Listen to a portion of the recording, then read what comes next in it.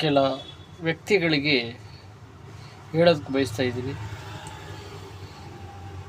ನೀವು ಇರೋದು ಕೇವಲ 3 ದಿನ, ಅದರಲ್ಲಿ ನಿಮಗೆ 5 ಅಂತಸ್ತು ಬಿಲ್ಡಿಂಗು ಮತ್ತು ಅಪಾರ್ಟ್ಮೆಂಟ್ಸ್ಗಳು ಏನಕ್ಕೆ ಬೇಕು?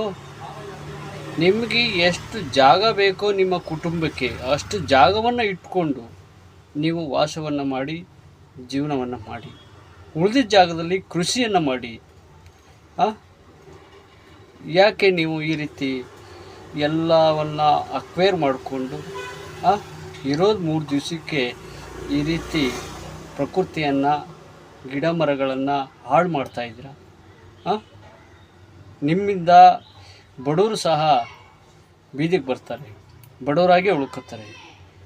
ನೀವು ಬಡವರನ್ನು ಮೇಲೆ ಎತ್ತಬೇಕು ಅಂದರೆ ಯಾವುದೇ ವ್ಯಕ್ತಿ ಆಗಲಿ, ಎಷ್ಟೇ ಎತ್ತರದ ವ್ಯಕ್ತಿ ಆಗಲಿ, ಎಷ್ಟೇ ಬಲಿಷ್ಠವಾದ ಹಣಬಲ ಛಲಬಲ ವ್ಯಕ್ತಿ ಆದ್ರೂ ಸಹ ಆ ವ್ಯಕ್ತಿ 3 ದಿನ ಇರೋದು. ಆ ವ್ಯಕ್ತಿ ಬೆಳೆದ ಧಾನ್ಯವನ್ನು ತಿನ್ನುವಂಥದ್ದು, ಪ್ರಕೃತಿಯಲ್ಲಿ ಸಿಗುವಂಥದ್ದನ್ನ ತಿನ್ನೋದು. ಆದ್ದರಿಂದ ದಯಮಾಡಿ ಎಲ್ಲರಿಗೂ ಮನವಿಯನ್ನು ಮಾಡ್ತಾಯಿದ್ದೀವಿ. ನಿಮ್ಮ ಫ್ಯಾಮಿಲಿಗೆ, ನಿಮ್ಮ ಕುಟುಂಬಕ್ಕೆ ಎಷ್ಟು ಚದರ ಮನೆ ಬೇಕೋ ಅಷ್ಟು ಚದರಕ್ಕೆ ಮಾತ್ರ ನೀವು ಮನೆಗಳನ್ನು ಮಾಡ್ಕೊಳ್ಳಿ. ಉಳಿದಿದ್ದು 100 ಎಕರೆ ಆಗಲಿ 200 ಎಕರೆ ಆಗಲಿ ಅದನ್ನು ಕೃಷಿ ಭೂಮಿಯಾಗಿ ನೀವು ಕೃಷಿಯನ್ನು ಮಾಡಿ. ಯಾಕಂದರೆ ಆಹಾರ ಧಾನ್ಯಗಳು ಸಿಗ್ತಾ ಇಲ್ಲ. ಆದ್ದರಿಂದ ಈ ಎಲ್ಲ ಸಾರ್ವಜನಿಕರಾಗ್ಬೋದು, ರಾಜಕೀಯ ವ್ಯಕ್ತಿಗಳಾಗ್ಬೋದು ಮತ್ತು ಸರ್ಕಾರಿ ಕೆಲವು ಅಧಿಕಾರಿಗಳಾಗ್ಬೋದು, ದಯಮಾಡಿ ಇದನ್ನು ಪಾಲಿಸಿದ್ರೆ ಆಹಾರ ಕೊರತೆ ಆಗಲ್ಲ, ಪ್ರಕೃತಿ ಚೆನ್ನಾಗಿರ್ತದೆ ಮತ್ತು ಎಲ್ಲ ಸಹಬಾಳ್ವೆಯಿಂದ ಜೀವನವನ್ನು ನಡೆಸ್ಬೋದು.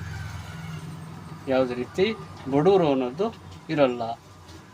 ಆ ರೀತಿ ಮಾಡಿದಾಗ ಮಾತ್ರ ಸುಖಕರ ಜೀವನ ನಡೆಸೋಕ್ಕೆ ಸಾಧ್ಯ ಮತ್ತು ಮುಂದಿನ ಪೀಳಿಗೆಗೆ ಈ ಪ್ರಕೃತಿ ಮಾತೆಯನ್ನು ಉಳಿಸೋಕ್ಕೆ ಸಾಧ್ಯವಾಗುತ್ತೆ ಮತ್ತು ಒಳ್ಳೆಯ ವ್ಯಕ್ತಿಗಳು ಸಹ ಹುಟ್ಟೋಕ್ಕೆ ಸಾಧ್ಯ ಆಗುತ್ತೆ ಮತ್ತು ಪ್ರಾಣಿ ಪಕ್ಷಿಗಳು ಸಹ ಜೀವಂತವಾಗಿ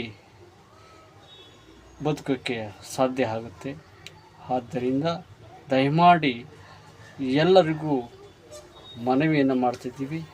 ದೊಡ್ಡ ದೊಡ್ಡ ಬಿಲ್ಡಿಂಗ್ಗಳನ್ನು ಮಾಡಬೇಡಿ, ದೊಡ್ಡ ದೊಡ್ಡ ಇಂಡಸ್ಟ್ರಿಗಳನ್ನು ಮಾಡಬೇಡಿ.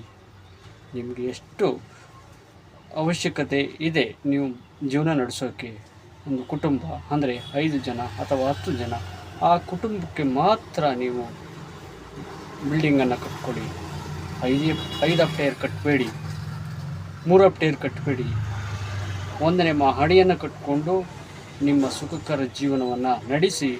ಉಳಿದಂಥ ಜಾಗದಲ್ಲಿ ನೀವು ಕೃಷಿಯನ್ನು ಮಾಡಿ, ಆಹಾರ ಧಾನ್ಯಗಳನ್ನು, ಸಾವಯವ ಗೊಬ್ಬರವನ್ನು ಹಾಕಿ ನೀವು ಬೆಳೀರಿ, ಹಸುಗಳನ್ನು ಸಾಕಿ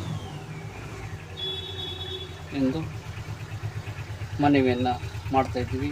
ಕನ್ನಡ DNK ಯೂಟ್ಯೂಬ್ ಚಾನಲ್ಗೆ ಸ್ವಾಗತ. ಯಾರ್ಯಾರು ನಮ್ಮ ಚಾನಲ್ನ ಹೊಸ್ದಾಗಿ ನೋಡ್ತಾಯಿದ್ರು ಅವರೆಲ್ಲರೂ ಸಹ ಸಬ್ಸ್ಕ್ರೈಬನ್ನು ಮಾಡಿ ಬೆಲ್ ಬಟನ್ನ ಒತ್ತಿ. ಈ ವಿಡಿಯೋ ಇಷ್ಟವಾದಲ್ಲಿ ಲೈಕ್ ಮಾಡಿ, ಶೇರ್ ಮಾಡಿ. ಧನ್ಯವಾದ.